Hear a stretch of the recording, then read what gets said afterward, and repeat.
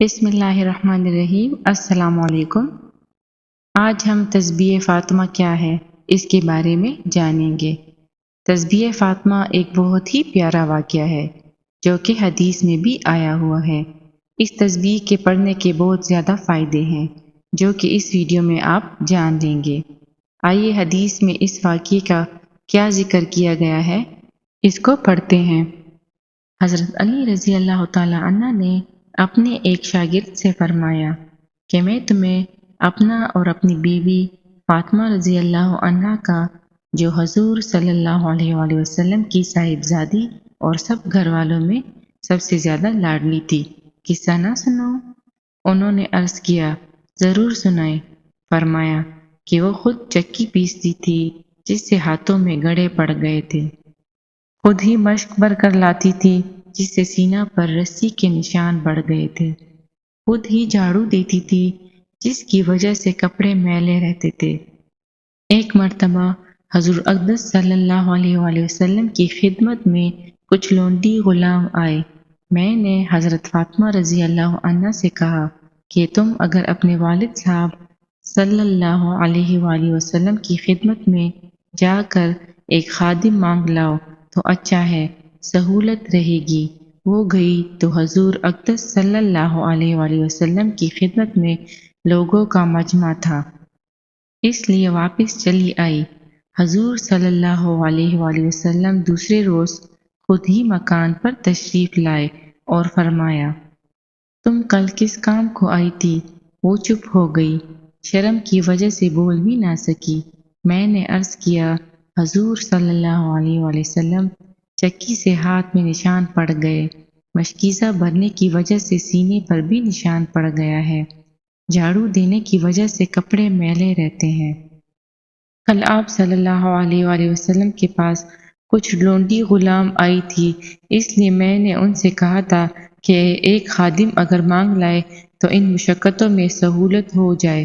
حضور صلی اللہ علیہ وآلہ وسلم نے فرمایا فاطمہ رضی اللہ عنہ اللہ سبحانہ وتعالی سے ڈرتی رہو اور اس کے فرض ادا کرتی رہو اور گھر کے کاروبار کرتی رہو، اور جب سونے کے لیے لیٹو تو سبحان اللہ 33 مرتبہ، الحمدللہ 33 مرتبہ اور اللہ اکبر 34 مرتبہ پڑھ لیا کرو، یہ خادم سے بہتر ہے۔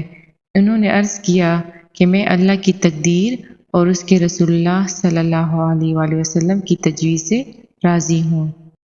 دوسری حدیث میں حضور صلی اللہ علیہ وآلہ وسلم کی پھوپھی زاد بہنوں کا قصہ بھی اسی قسم کا آیا ہے۔ وہ کہتی ہے کہ ہم دو بہنیں اور حضور صلی اللہ علیہ وآلہ وسلم کی بیٹی فاطمہ رضی اللہ عنہا تینوں حضور صلی اللہ علیہ وآلہ وسلم کی خدمت میں حاضر ہوئی اور اپنی مشقت اور دقتیں ذکر کر کے ایک خادم کی طلب کی۔ حضور صلی اللہ علیہ وآلہ وسلم نے فرمایا کہ خادم دینے میں تو بدر کی یتیم تم سے مقدم ہے، میں تمہیں خادم سے بھی بہتر چیز بتاؤں۔ ہر نماز کے بعد یہ تینوں کلمے یعنی سبحان اللہ، الحمدللہ، اللہ اکبر 33 مرتبہ اور ایک مرتبہ لا الہ الا اللہ وحدہ لا شریک لہ لہ الملک ولہ الحمد وہو علی کل شیء قدیر پڑھ لیا کرو، یہ خادم سے بہتر ہے۔ حضور صلی اللہ علیہ وآلہ وسلم نے چند روزہ زندگی کی مشقت اور تکلیف کی طرف سے توجہ ہٹا کر آخرت کی راحت کا سامان بڑھانے کی طرف توجہ فرمایا۔ اسی لیے اللہ کے پاک کلام میں اور اس کے رسول اللہ صلی اللہ علیہ وآلہ وسلم کے پاک کلام میں بہت سی چیزیں ایسی ہیں جن میں آخرت کے ساتھ ساتھ دنیاوی منافع بھی ہے۔ چنانچہ ایک حدیث میں آیا ہے کہ دجال کے زمانے میں مومنوں کی غذا فرشتوں کی غذا ہوگی، یعنی تسبیح، سبحان اللہ وغیرہ الفاظ کا پڑھنا، کہ جس شخص کا کلام ان چیزوں کا پڑھنا ہوگا تو اللہ تعالیٰ اس سے بھوک کی مشقت کو دور کر دیں گے۔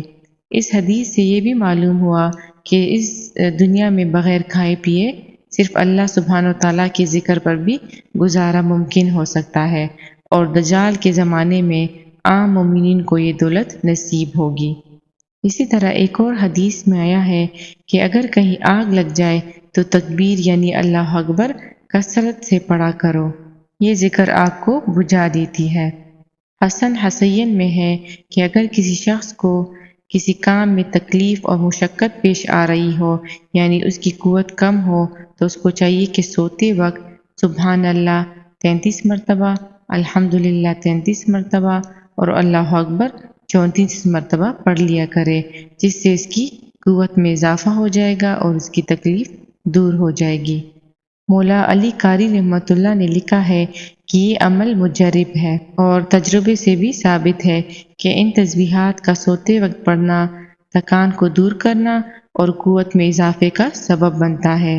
اسی طرح علامہ سیوطی رحمۃ اللہ نے لکھا ہے کہ ان تسبیحات کا خادم سے بہتر ہونا آخرت کے اعتبار سے بھی ہو سکتا ہے کہ آخرت میں یہ تسبیحات جتنی مفید اور کارآمد ہوگی، اسی طرح دنیا میں خادم اتنا کارآمد نہیں ہو سکتا، اور اسی طرح دنیا کے اعتبار سے بھی ان تسبیحات کا پڑھنے کا بہت زیادہ فائدہ ہے، یعنی اس سے قوت میں اضافہ ہوتا ہے۔ ایک اور حدیث میں آیا ہے کہ دو خصلتیں ایسی ہیں کہ جو ان پر عمل کرے تو وہ جنت میں داخل ہو، اور وہ دونوں خصلتیں جو ہے وہ بہت زیادہ آسان ہیں، لیکن ان پر عمل کرنے والے بہت کم ہیں۔ وہ خصلتیں کیا ہے؟ وہ یہ ہے، ایک یہ کہ ان تسبیحات کو ہر نماز کے بعد 10 مرتبہ پڑھے، دوسرا یہ کہ سوتے وقت سبحان اللہ الحمدللہ 33 مرتبہ اور اس کے علاوہ اللہ اکبر 34 مرتبہ پڑھے۔ کسی نے پوچھا، یا رسول اللہ صلی اللہ علیہ وآلہ وسلم، یہ کیا بات ہے کہ ان پر عمل کرنے والے بہت توڑے ہیں؟ تو حضور صلی اللہ علیہ وآلہ وسلم نے ارشاد فرمایا کہ نماز کے وقت شیطان آتا ہے اور کہتا ہے کہ فلاں ضرورت ہے اور فلاں کام ہے، اور جب سونے کا وقت ہوتا ہے وہ ادھر ادھر کی ضرورتیں یاد دلاتا ہے، جس کی وجہ سے اس ذکر کا پڑھنا رہ جاتا ہے۔ تو ان حدیث سے یہ پتہ چل گیا کہ یہ بہت زیادہ طاقتور ذکر ہے، جس سے ثواب کے ساتھ ساتھ قوت میں بھی اضافہ ہوتا ہے۔ ظاہری بات ہے اس ذکر کو حضور صلی اللہ علیہ وآلہ وسلم نے اپنی پیاری بیٹی فاطمہ رضی اللہ تعالیٰ عنہ کو بتایا ہے، تو اس ذکر کے بہت زیادہ فائدے ہوں گے، اس دنیا میں بھی اور آخرت میں بھی، اور اس کے علاوہ اس ذکر سے قوت میں بھی بہت زیادہ اضافہ ہوتا ہے۔ تو آپ کوشش کریں کہ اس ذکر کو اپنی زندگی کا حصہ ضرور بنائیں۔